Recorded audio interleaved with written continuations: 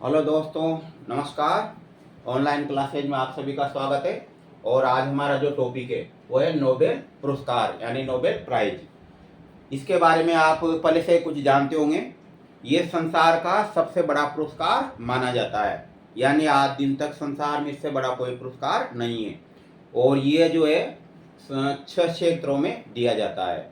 और ये दिया जाता है एल्फ्रेड नोबल, एक प्रमुख मतलब ये व्यापारी और मतलब साइंटिस्ट थे।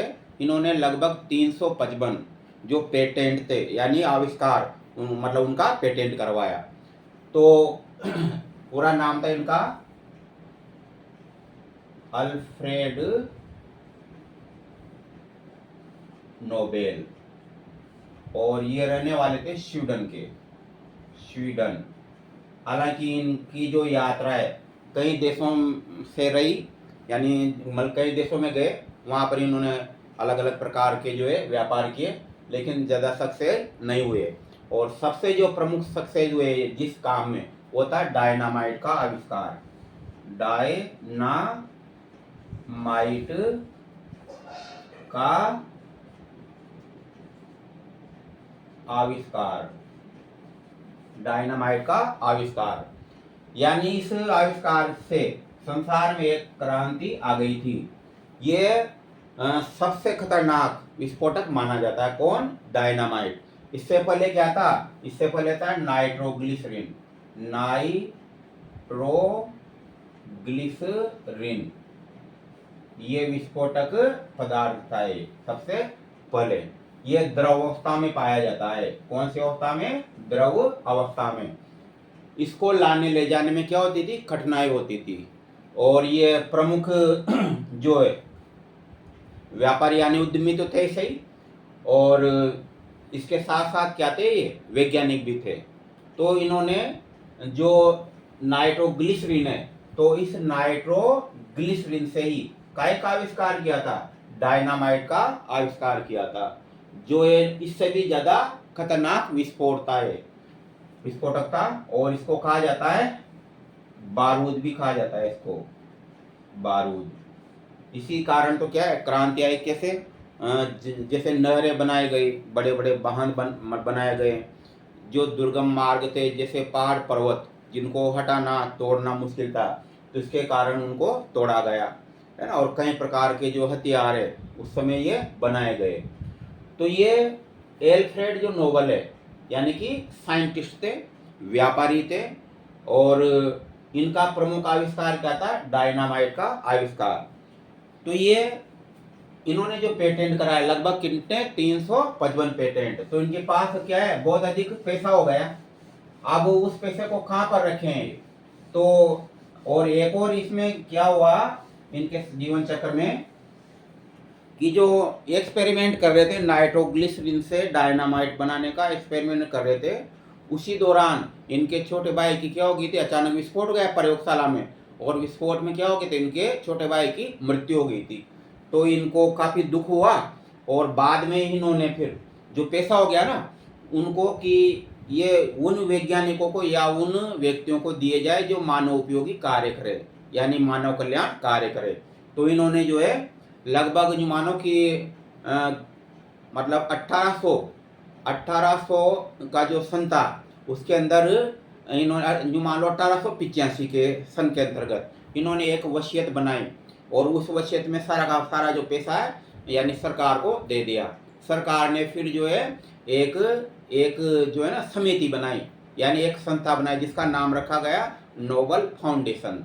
तो नोबल आज भी जो पुरस्कार दिए जाते हैं तो वह नोबल फाउंडेशन द्वारा दिए जाते हैं, जो कि 1900 में बनाई गई थी संस्था। कौन सी वाली? नोबल फाउंडेशन वाली। और आज इस संस्था द्वारा जो है 6 क्षेत्रों में पुरस्कार दिए जाते हैं। ये तो 6 क्षेत्रों में देखिए, एक तो है पहला तो जो क्षेत्र है वह है चिकित्सा। चिकित्सा, इस चिकित्सा में जीव विज्ञान ले जाती है, जीव विज्ञान। दूसरी है भौतिक विज्ञान, भौतिक विज्ञान, भौतिक विज्ञान। और तीसरा है रसायन विज्ञान।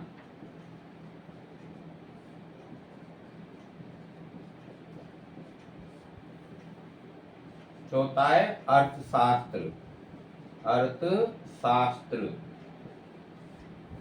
पांच में है साहित्य, साहित्य। छह में विश्व शांति के प्रयास, विश्व शांति के प्रयास, यानी जो विश्व में उपयोगी यानी विश्व उपयोगी या मान उपयोगी कार्य करें विश्व स्तर पर। तो इस प्रकार से तो ये 6 क्षेत्रों में पुरस्कार दिए जाते हैं ये। और ये जो पुरस्कार है इनमें से ये मानिए कि जो 5 पुरस्कार हैं, ये 5 पुरस्कार ये तो दिए जाते हैं कहाँ पर? स्वीडन की राजधानी, स्वीडन की जो राजधानी है स्टॉकहोम, स्टॉकहोम में दिए जाते हैं 5 पुरस्कार।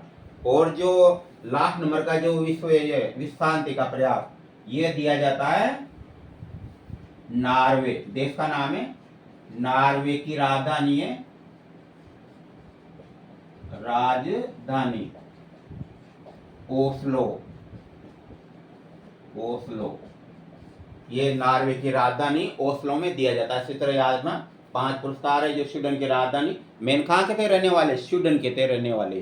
स्वीडन एक देश है, बहुत सुंदर प्राकृतिक देश है और यहाँ की राजधानी स्टॉकहोम में। तो वहाँ पर ये 5 पुरस्कारों का वितरण वहाँ पर किया जाता है, किसके द्वारा? नोबल फाउंडेशन के द्वारा। और जो विश्व शांति के जो प्रयास का जो पुरस्कार है वो दिया जाता है नॉर्वे की राजधानी ओस्लो में दिया जाता है। क्योंकि कुछ समय ये जो है ना एल्फ्रेड नोबल ये कहाँ रहे थे? ओस्लो में भी रहे थे, इसलिए वहाँ इनकी याद को बरकरार रखने के लिए एक पुरस्कार का जो है ना वितरण वहाँ पर किया जाता है। ये जो नॉर्वे है तो इस नॉर्वे की एक विशेषता और है, इस नॉर्वे को क्या कहते हैं? ये मध्य रात्रि के सूर्य का देश भी कहा जाता है, मध्य रात्रि के सूर्य का देश भी कहा जाता है।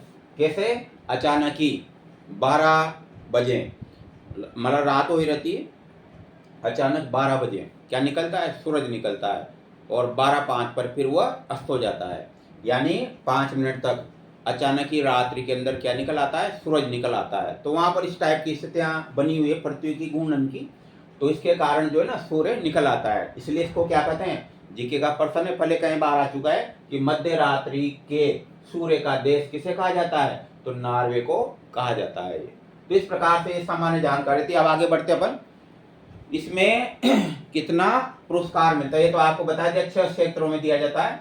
और भारत में ये पुरस्कार लगभग अभी तक जो है 11 व्यक्तियों को दिया गया है और भारत ने जो सभी क्षेत्रों में पुरस्कार जीते हैं, यानी नोबेल जो प्राइज है ना वो सभी क्षेत्रों में जीते हैं। और किसी क्षेत्र में तो मतलब 2-2 पुरस्कार जीते हैं भारतीयों ने। सबसे पहला जो पुरस्कार था आपको याद होगा, इसे रविन्द्रनाथ टैगोर को दिया गया था 1900, कब दिया गया था? 1913 के अंदर दिया गया था, 1913 में जब अंग्रेजों का शासन था। और इनकी प्रमुख रचना क्या थी? गीतांजलि, उसके लिए दिया गया था ये। तो भारतीयों को मानो चिकित्सा के क्षेत्र में, रसायन के क्षेत्र में, भौतिकी मतलब सभी क्षेत्रों में ये मिल चुका है पुरस्कार। तो आगे बढ़ते हैं। पहले इसमें कि जो पुरस्कार है तो उसमें कितनी राशि मिलती है। तो सामान्य जानकारी देखते हैं कि जो एल्फ्रेड नोबेल था उनका जो जन्म हुआ था वो था 21 अक्टूबर 1833 को। पूरा नाम था अल्फ्रेड भी कह सकते हैं, अल्फ्रेड नोबेल।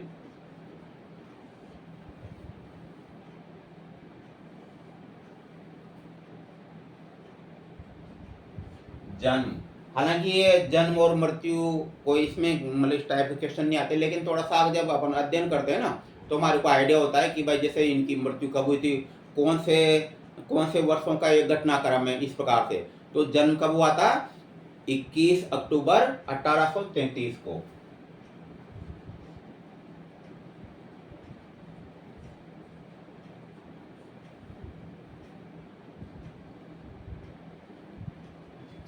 और मृत्यु मृत्यु इनकी हुई थी 10 दिसंबर 1896 को।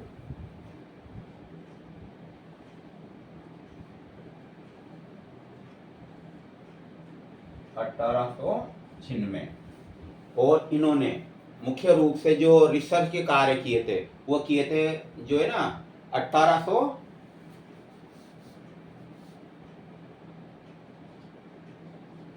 प्रमुख खोजें एवं पेटेंट।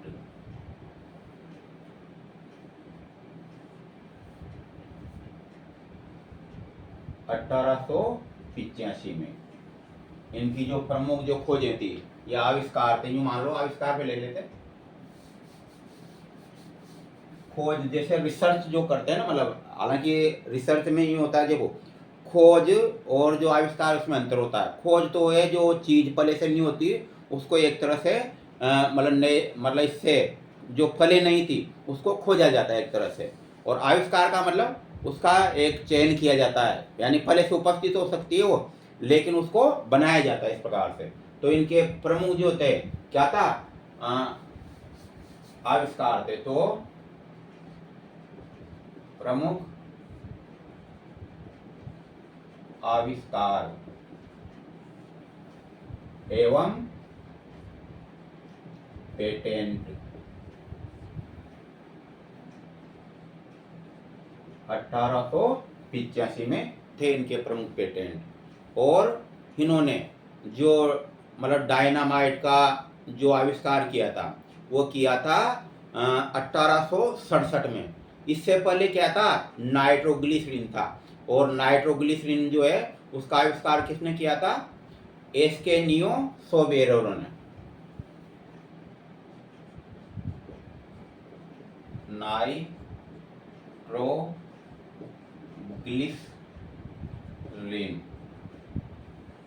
नाइट्रोग्लिसरीन द्रव विस्फोटक है। द्रव विस्फोटक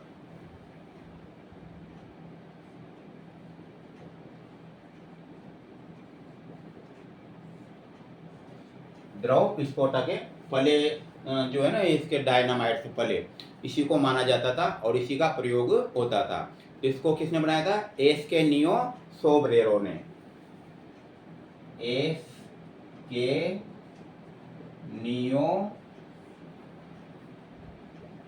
सोबरेरो ने इसका आविष्कार किया था। और कब किया था? 1896 में,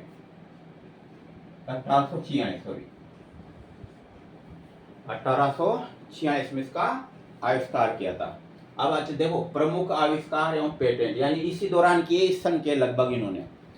लेकिन जो है अब चलते इन्होंने डायनामाइट कब बनाया। तो जो डायनामाइट है तो इन्होंने लगभग जो मानिए कि 1867 के लगभग बनाया था। और इन्हीं को मतलब इस डायनामाइट के आविष्कार के कारण ये फेमस हुए थे।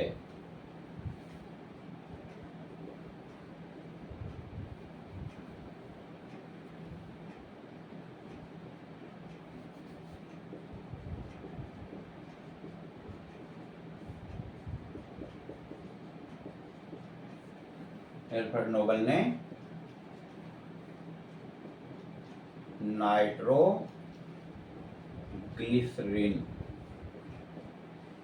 नाइट्रोग्लिसरीन से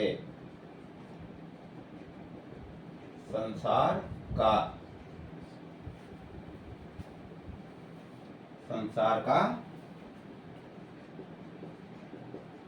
सबसे खतरनाक विस्फोटक, संसार का सबसे खतरनाक विस्फोटक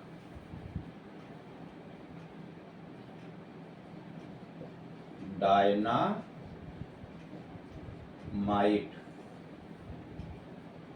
बनाया। डायनामाइट बनाया तो किससे बनाया था? नाइट्रोग्लिसरीन से मिला करके, और उसमें कुछ रसायन मिलाए, यानी कि जैसे सिलिकॉन, यानी सिलिका जो होती है ना, तो सिलिका के कण मिलाए गए इसमें, इसलिए विस्फोट की जो तीव्रता थी वो और अधिक बढ़ गई। और इसको कब बनाया गया? 1867 में। इसे बारूद भी कहा जाता है।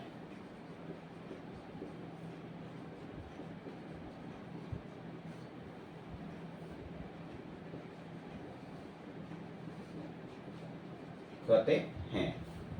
तो उस दौरान जो प्रथम विश्व युद्ध हुआ, द्वितीय विश्व युद्ध हुआ, उनके अंदर इसका प्रमुखता से प्रयोग किया गया।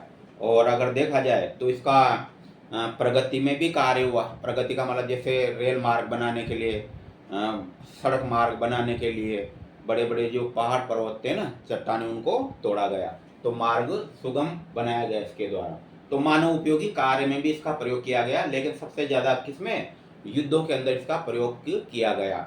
और सबसे बात तो यह थी कि इनके भाई की मृत्यु इसी विस्फोटक से हो गई थी। तो इन्होंने जितना भी पैसा जो कमाया था वो सब जो है नोबल फाउंडेशन, यानी वहाँ की जो सरकार थी ना, बाद में उसने नोबल फाउंडेशन नाम की एक संस्था बनाई, और उसी संस्था द्वारा आज ये पुरस्कार वितरित किए जा रहे हैं। यानी 1900 से ये पुरस्कार वितरित किए जा रहे हैं। इसके अलावा एक और लिखिए, देखना इसमें, इन्होंने लगभग 355 पेटेंट करवाए।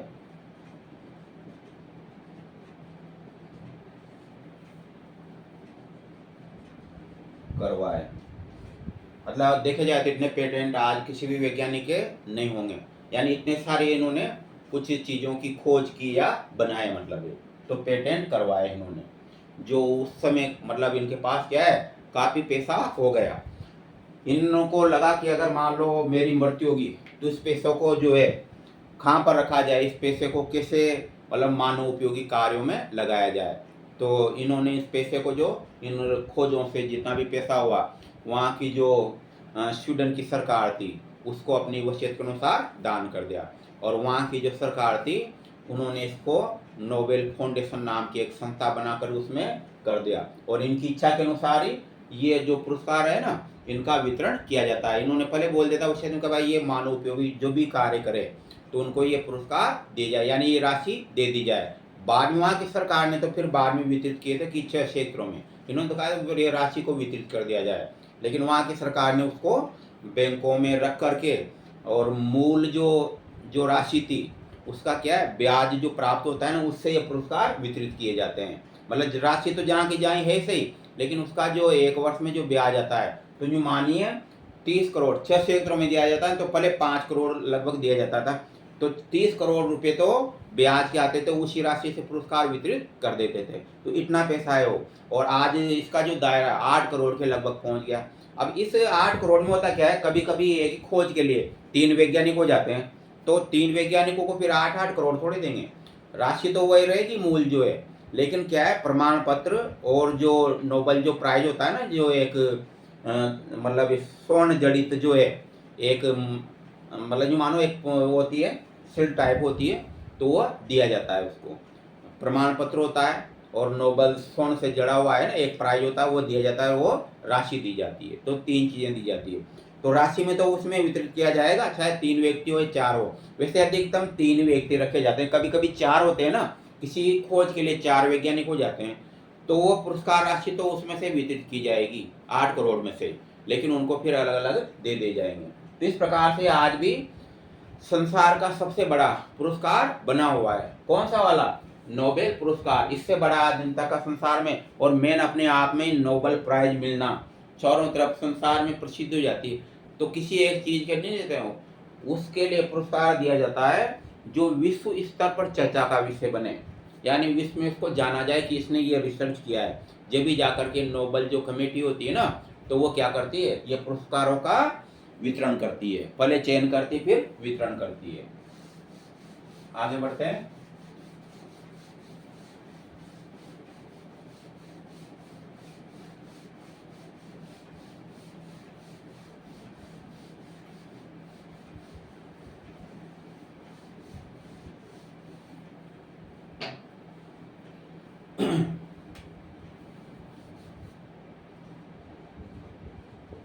पुरस्कार राशि।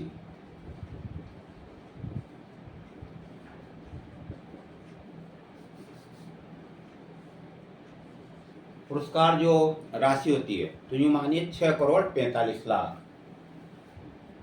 6,45,00,000 भारतीय के अनुसार बता रहा हूँ, वो अलग है वहाँ का जो भी चलता है वो डॉलर है इसका। तो 6,45,00,000 ये 1900 ये 2019 तक का है, 2019 तक ये राशि थी। अब ये राशि बढ़ा दी गई है और ये राशि जो है ना अब इसका जो मानो 8,19,49,000, 8 करोड़। अब देखिए यहाँ से वहां तक तो ये राशि थी लेकिन अब इसको बढ़ा दिया तो 8,19,00,000 19,00,000 और उसके बाद चाहे उनका जो मतलब एक फिक्स कर रखी है तो वही दी जाएगी राशि। तो ये जो है 8,19,49,000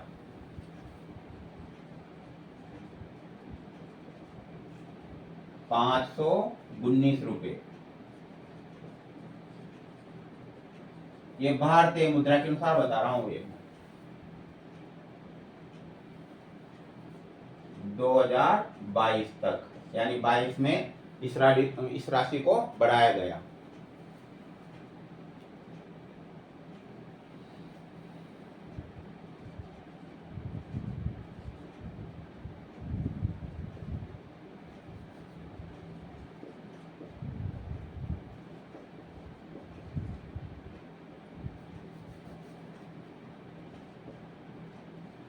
राशि में छोटी की लगा दी, बड़ी राशि।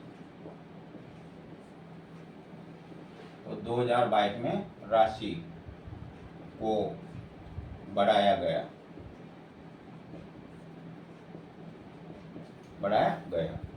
तो इस प्रकार से ये राशि दी जाती है।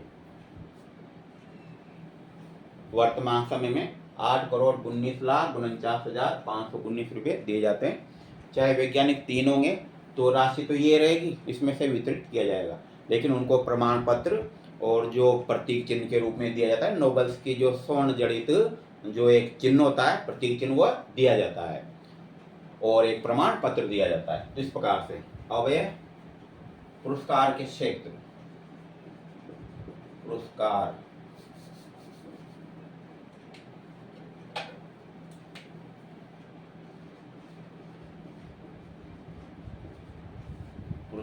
के क्षेत्र, पुरस्कार के जो क्षेत्र हैं वह नंबर 1 चिकित्सा, यानी जीव विज्ञान भी आती इसमें, जीव विज्ञान। दूसरी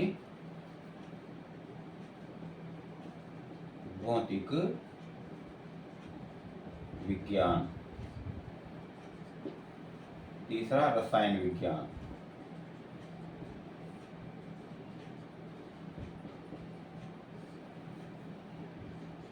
चौथा अर्थशास्त्र,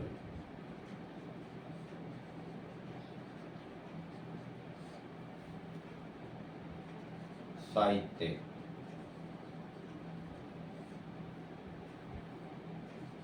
विश्व शांति या शांति भी कहते हैं, तो शांति प्रयास कहते हैं।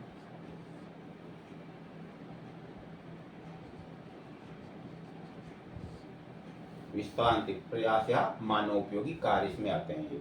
तो 6 क्षेत्र हो गए इस प्रकार से। इसमें से मैंने आपको पहले बताया दिया था, ये सारे जो पुरस्कार हैं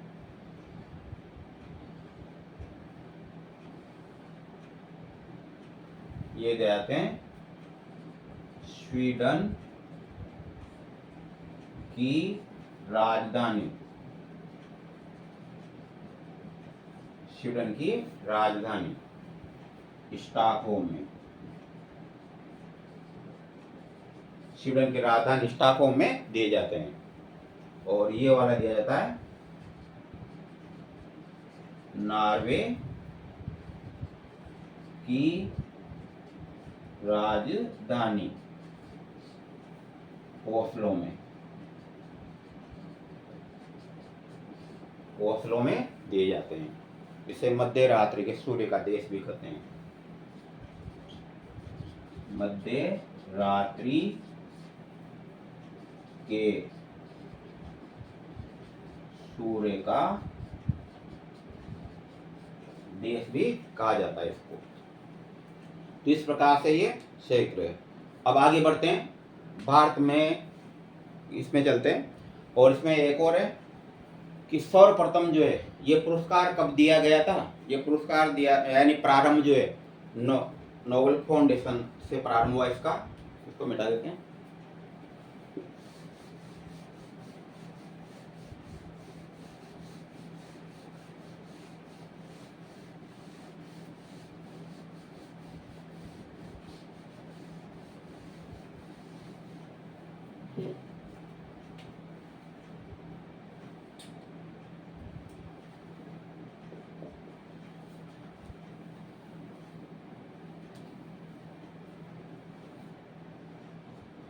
पुरस्कार का वितरण ये दिया था Nobel foundation. Nobel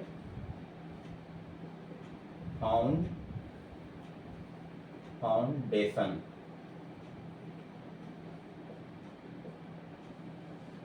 Nobel foundation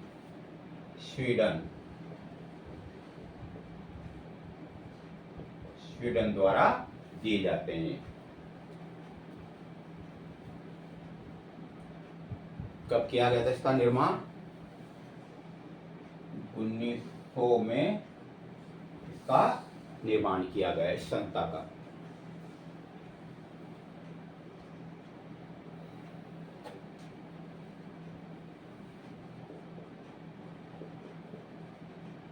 Nobel पुरस्कार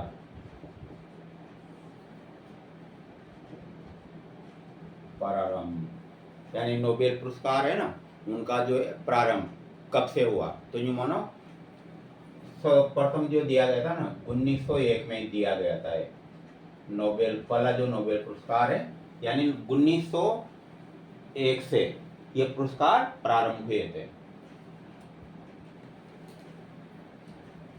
और इसमें जितने भी जो जानकारी थी वह इस के अंतर्गत आ गया। अब चलते हैं, हमारा जो टॉपिक है मेन वह है प्रमुख भारतीय व्यक्ति या प्रमुख भारतीय हस्तियां जिनको नोबेल पुरस्कार मिल चुका है अभी तक।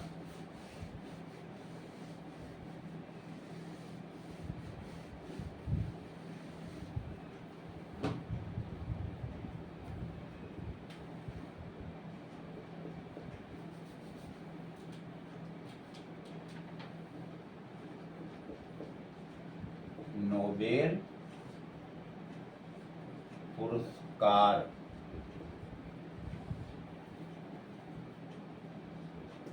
प्राप्त करने वाले भारतीय। अब इसमें से दो चार ऐसे हैं जो भारत में तो रहे लेकिन वो बाद में कहाँ पर, जैसे मतलब विदेशों में जाकर के शिफ्ट हो गए, या कुछ ऐसे थे जो भारतीय मूल के थे, वो पहले से विदेशों में रह रहे थे और वहां पर जाकर के उन्होंने रिसर्च किया और वो पुरस्कार मिले। लेकिन है तो मूल रूप से वो भारतीय, इसलिए भारतीय कहलाएंगे वो एक तरह से, चाहे वो विदेशी मूल के हो कहीं के भी हो, लेकिन मेन जो अगर भारत में रखकर उन्होंने कार्य किया और जन्म भारत में हुआ, चाहे वो बाहर रहने लगे और वहाँ की नागरिकता ले ली, लेकिन मेन रूप से कहाँ कहलाएंगे, भारतीय कहलाएंगे वो। तो पहला स्टार्टिंग करते हैं नंबर 1 से। रविंद्रनाथ टैगोर। रविंद्रनाथ टैगोर, इनको यह पुरस्कार मिला था साहित्य के क्षेत्र में। साहित्य के क्षेत्र में पुरस्कार मिला था। और कब मिला था? 1913 को। हालांकि इनकी एक प्रमुख किसके लिए मिला था? साहित्य रचना थी इनकी गीतांजलि।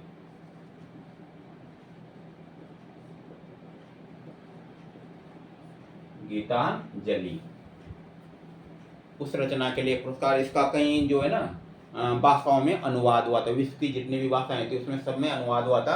अंग्रेजों का शासन था उस समय, दिया गया था। और उसके बाद दूसरा चलते हैं, जो वैज्ञानिक थे और उनका नाम था सीवी रमन। सीवी रमन, पूरा नाम है चंद्रशेखर वेंकट रमन। इनको मिला था भौतिकी में,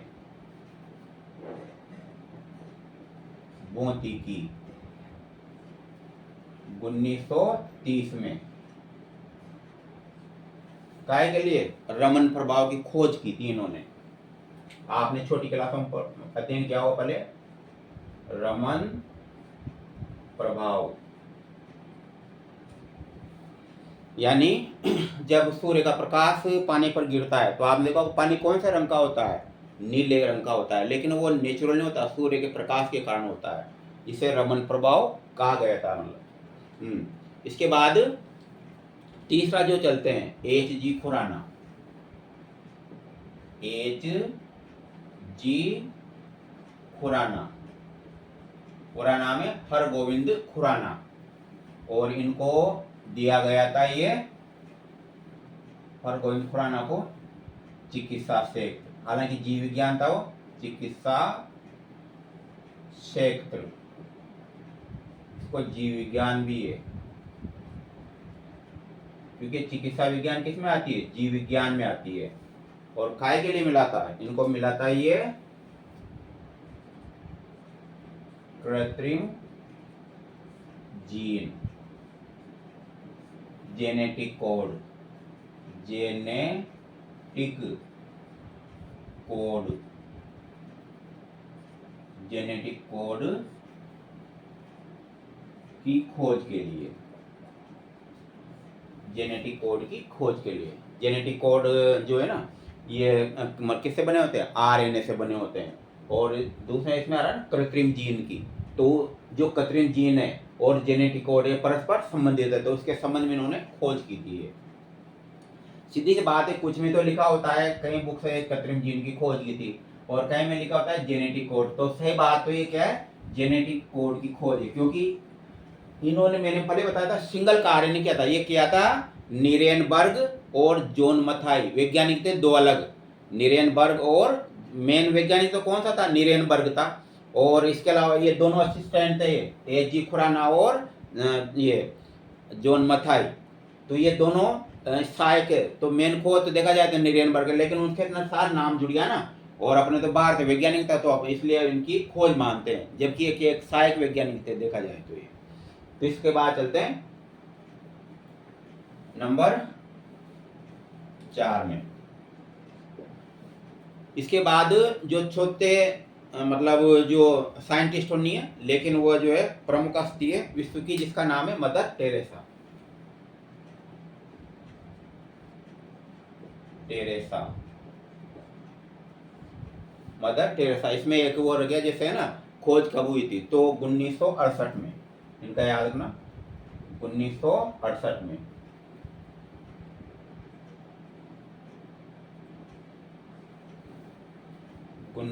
में इनकी खोज हुई थी। न्याय लिख देते हैं ताकि इसकी सारणी बन जाएगी एक।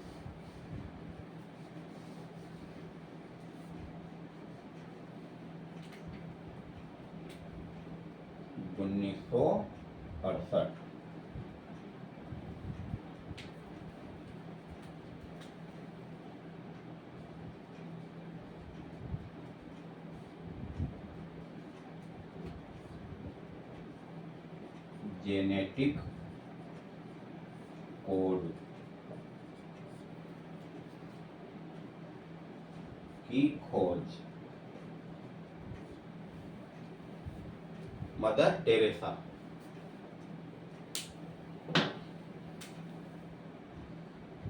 इनको मिला था शांति प्रयास, यानी शांति के क्षेत्र में।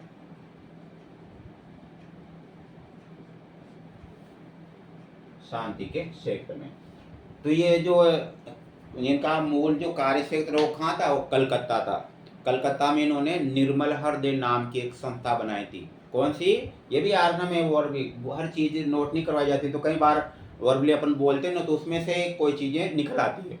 तो निर्मल हृदय नाम की एक संस्था का निर्माण किया था। वैसे अल्बेनिया से आई थी, दूसरे देश की थी और नन के रूप में आई थी ये। तो वहाँ पर जो कुष्ठ रोगी थे, जो बच्चे थे कुष्ठ रोगी थे, उनकी सेवा कोई नहीं कर, उनके घर वालों वैसे उनको भगा देते थे घरों से, जिन बच्चों को खाना नहीं मिलता था। तो वहाँ पर इन्होंने एक निर्मल हृदय नाम की एक संस्था बनाई, बहुत बड़ा क्षेत्र था। वहाँ पर गरीबों की, कुष्ठ रोगियों की ये सेवा यानी चिकित्सा खुद अपने हाथों से करती थी, इसलिए तो फेमस। इनको क्या है, आजकल का दर्जा दिया गया इनको, संत मदर टेरेसा, यानी संत का दर्जा भी इनको दिया गया है। जो कि रोम जो होता है ना, ईसाइयों का सबसे जो बड़ा जो क्षेत्र माना जाता है, या जो सबसे बड़ा जो वहाँ पोप बैठता है ना, तो उसके द्वारा इनको ये यानी परमात्मा की उपाधि दी गई है। तो इसका जो प्रमुख क्षेत्र था 1959, सन था 1959। तो 1969 में इनको ये दिया गया था पुरस्कार। और इसमें आए क्या पूरा ये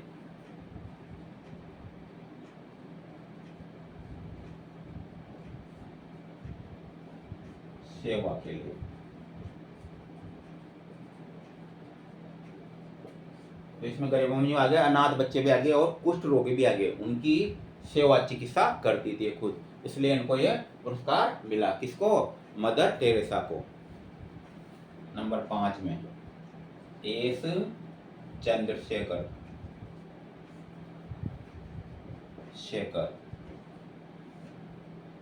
एस चंद्रशेखर का पूरा नाम है सुब्रमण्यम चंद्रशेखर। भौतिकी के क्षेत्र में मिला था इनको। कौन सी घटना समझाई थी इन्होंने? ब्लैक होल की घटना। ब्लैक होल की जो घटना है ना, यानी तारों का निर्माण कैसे होते हैं, तारे कैसे बनते हैं, तारों का अस्तित्व कैसे खत्म हो जाता है, तारे कब चमकते हैं, कैसे चमकते हैं, सारी की सारी इन्होंने क्रियाविधि समझाई थी 1983 में।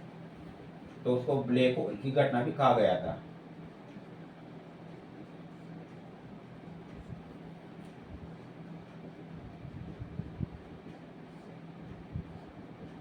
ब्लैक होल या तारों का द्रव्यमान कैसे नष्ट होता।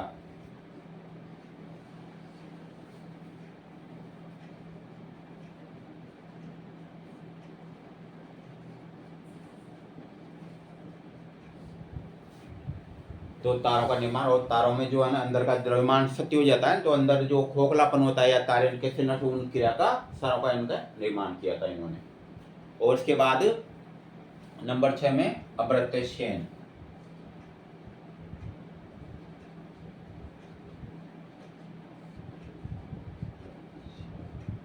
अमर्त्य सेन इनको मिला था अर्थशास्त्र में। अर्थशास्त्र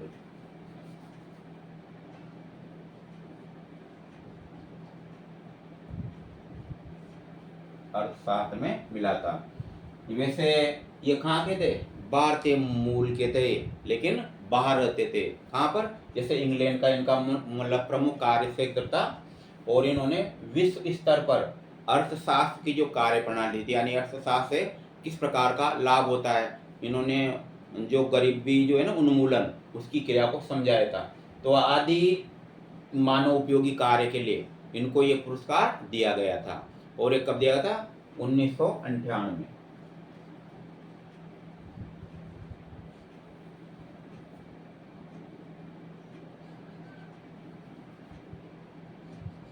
तो इसका क्षेत्र इसमें था, क्योंकि इसमें बड़ी लाइनें होती है ना, इसलिए नहीं समझा सकते ना। तो अर्थशास्त्र मान लो ना, मतलब गरीबी को किस प्रकार दूर किया जाए, इस प्राय से था इनका।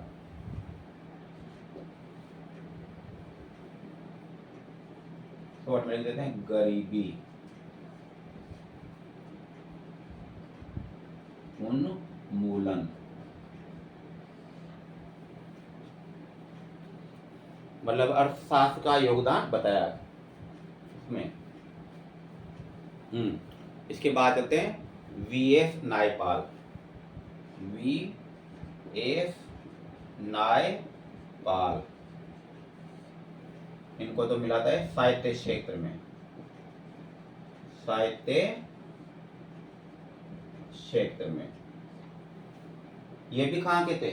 ये भी बाहर मतलब विदेश रहते हैं और भारतीय मूल के थे। मुख्य रूप से कहाँ के थे? भारत के रहने वाले थे।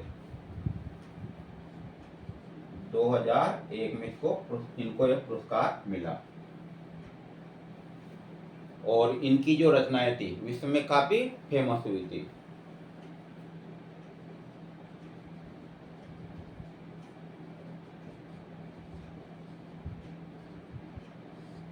विश्व में प्रसिद्ध। इसके बाद चलते हैं नंबर 8 में, R.K.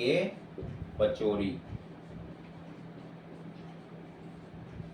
ये टाटा जो फाउंडेशन है ना, यानी टाटा रिसर्च सेंटर, उसमें काम R.K. Pachauri, Tata research institute है, वहाँ पर काम करते थे।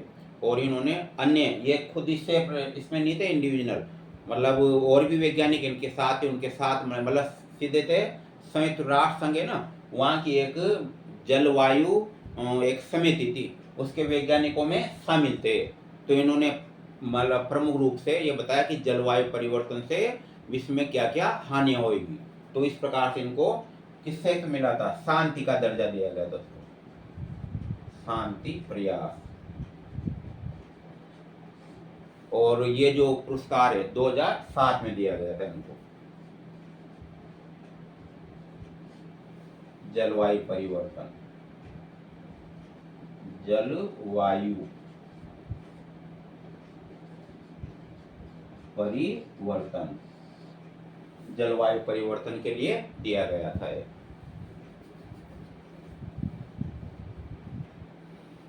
नंबर 9, इसके बाद दिया गया वेंकट रामकृष्णन, यानी इसको वी रामकृष्णन भी कहते हैं, लेकिन पूरा नाम था वेंकट रामकृष्णन।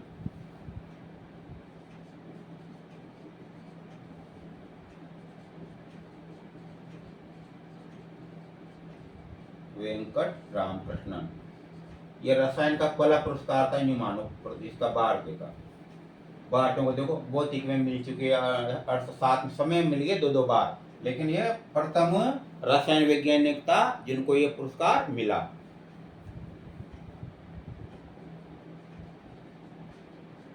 रसायन में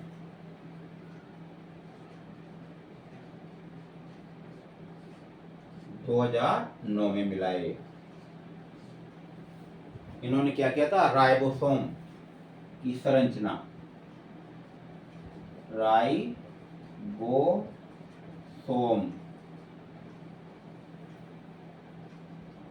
की संरचना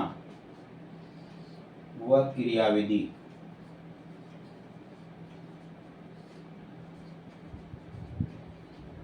वह क्रियाविधि को समझाया था इन्होंने, इसलिए इनको ये पुरस्कार मिला था। नंबर 10, इसके बाद आपने नाम सुना होगा कैलाश सत्यार्थी, इनको भी शांति के क्षेत्र में मिला है। ये पुरस्कार जो है इनको भी सिंगल नहीं मिला था, ये पाकिस्तान की एक बालिका थी, उसका नाम था मलाला यूसुफ, मात्र 17 वर्ष की उम्र में ही उसको ये पुरस्कार मिला था। आपने नाम सुना होगा जैसे मतलब तालिबान जो आतंकवादी थे, उन्होंने उसके सिर में गोली मार दी थी। 3-4-6 महीने तक कोमा में रहने के बाद वो बची थी। उसने कौन सी आवाज़ उठाई थी? वहाँ पाकिस्तान की जो लड़कियाँ थी उनकी शिक्षा की आवाज़ उठाई थी, इसलिए वो आतंकवादियों को रास नहीं आया और उसको गोली मार दी गई थी जब स्कूल से आ रही थी। तो जो मानो 6 महीने कोमा में रहने के बाद जीवित बच गई जो मानो, और फिर बाद में अपने भारत के जो है ना कैलाश सत्यार्थी, उनके साथ दोनों को सामूहिक रूप से नोबेल पुरस्कार दिया गया था। कैलाश सत्यार्थी क्या है? ये जो बच्चे जो होते हैं, मतलब बाल श्रमिक होते हैं या बच्चों की जो तस्करी होते हैं, बच्चों की शिक्षा से संबंधित कार्य करते हैं, यानी बच्चों का पुनर्वास का कार्य करते हैं। कोई भी अनाथ बच्चे हैं, वो है ना, कोई भी जैसे मानव तस्करी होती है उसका विरोध करते हैं, तो ये यानी ये भी क्या है, विश्व शांति के प्रयास के अंतर्गत आता है। तो कैलाश सत्यार्थी,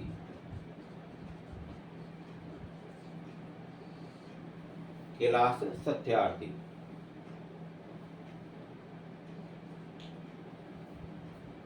तो कैलाश जो सत्यार्थी है उनको तो कंबाइंड मिला था, लेकिन सेपरेट आएगा शांति के क्षेत्र में।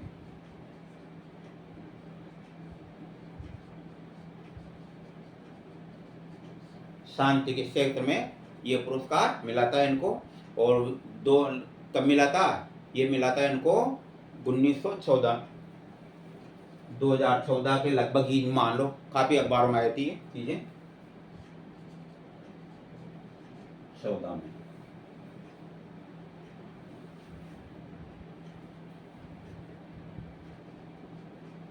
अनाथ बच्चों की शिक्षा, काफी क्षेत्र आते हैं इसमें। अनाथ बच्चों की शिक्षा, मानव तस्करी, यानी बच्चों की जो तस्करी होती है इससे संबंधित, इस प्रकार से कार्य किए थे इन्होंने।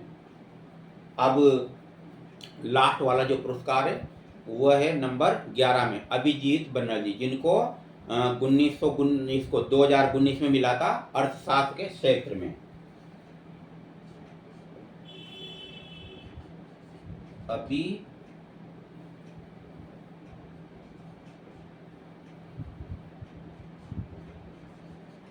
अभिजीत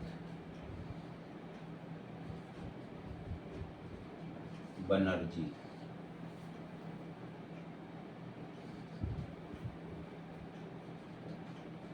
अर्थशास्त्र, अर्थशास्त्र के क्षेत्र में मिला था पुरस्कार। कब, 2019 को,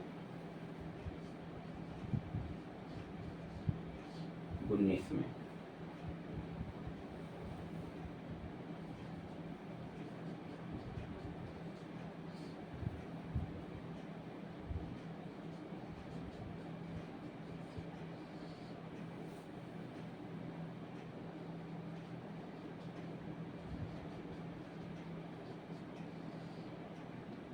मतलब मानव उपयोगी व्याख्या करने में, यानी अर्थशास्त्र की जो भूमिका होती है ना, मानव उपयोगी किस प्रकार से हो सकती है, तो इस प्रकार से ये गया। तो जो मानो ये 11 भारतीय हैं जिनको ये नोबेल पुरस्कार मिला है।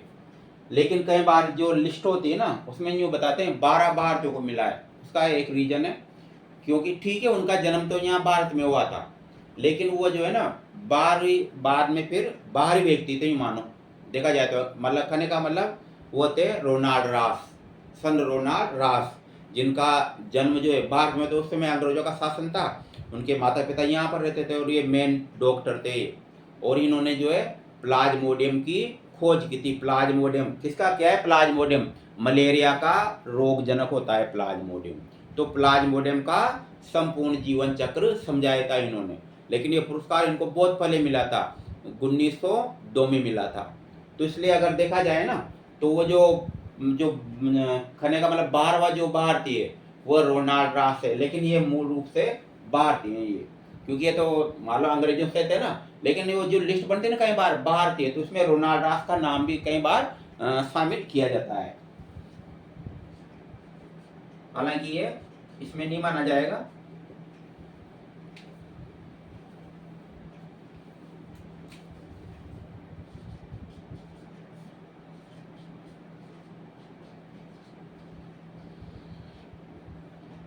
सर रोनाल्ड रास,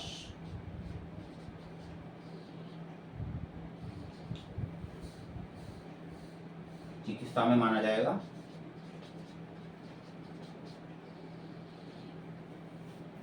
चिकित्सा में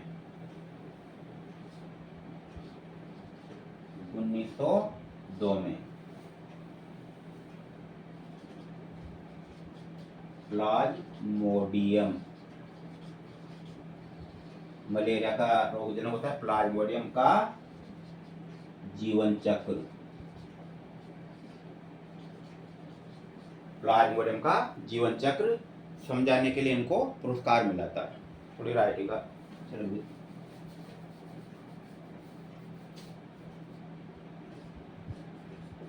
लार्ज मोडियम